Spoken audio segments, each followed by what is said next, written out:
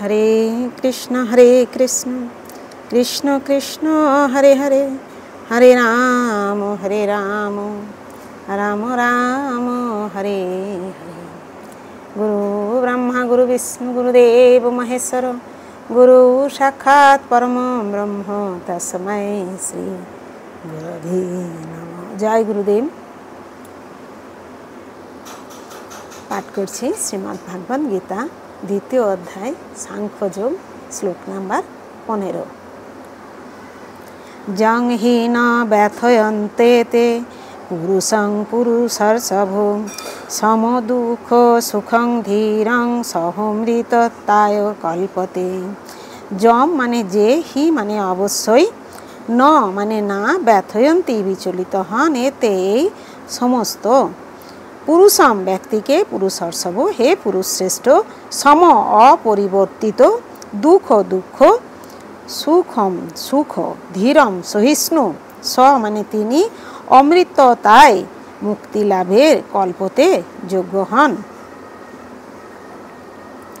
अनुवाद। हे पुरुषर्षभ, जे ज्ञानी व्यक्ति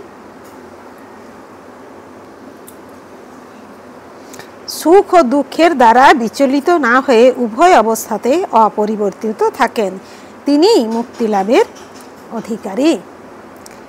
তাৎপর্য: যে মানুষ সুখ এবং দুঃখের সম্পূর্ণ অবিচলিত থেকে তার পারমার্থিক উন্নতি সাধন করতে দৃঢ় প্রতিজ্ঞ হন, তিনি অবশ্যই মুক্তি লাভের যোগ্য। বর্ণাশ্রম ধর্মে চতুর্থ আশ্রম সন্ন্যাস অত্যন্ত কষ্ট সাপেক্ষ পথ, কিন্তু যিনি তার জীবনকে সার্থক করে তুলতে চান তিনি সমস্ত রকম অসুবিধা সত্ত্বেও এই সন্ন্যাস আশ্রম অবলম্বন করেন। অসুবিধার উদ্ভব হয় প্রধানত স্ত্রী পুত্রের সঙ্গে সম্পর্ক ত্যাগ করে পারিবারিক বন্ধন ছিন্ন করার জন্য, কিন্তু যিনি এই বন্ধন থেকে মুক্ত হতে পারেন নিঃসন্দেহে তার পারমার্থিক জীবন সার্থক হয়ে ওঠে। ঠিক তেমনি অর্জুনকে তার ক্ষাত্র ধর্ম পালন করার জন্য আরও বেশি অধ্যাবসায়শীল হবার উপদেশ দেওয়া হয়েছে। যদিও আত্মীয় স্বজন ও প্রিয়জনদের সঙ্গে যুদ্ধ করা ছিল অত্যন্ত দুঃখদায়ক এবং কষ্ট সাপেক্ষ। শ্রী চৈতন্য মহাপ্রভু ২৬ বছর বয়সে সন্ন্যাস গ্রহণ করেন। তার যুবতী স্ত্রী এবং বৃদ্ধা মাতা ছিলেন। তাদের দেখাশোনা করার জন্য কেউই ছিল না, তবুও মহত্তর উদ্দেশ্য সাধন করবার জন্য তিনি সন্ন্যাস গ্রহণ করেছিলেন এবং উচ্চতর কর্তব্য পালনে স্থির ছিলেন। সেটিই জড় বন্ধন থেকে মুক্ত হবার উপায়।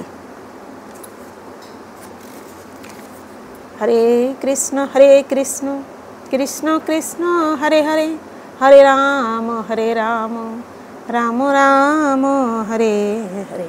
জয় গুরুদেব, জয় গুরু।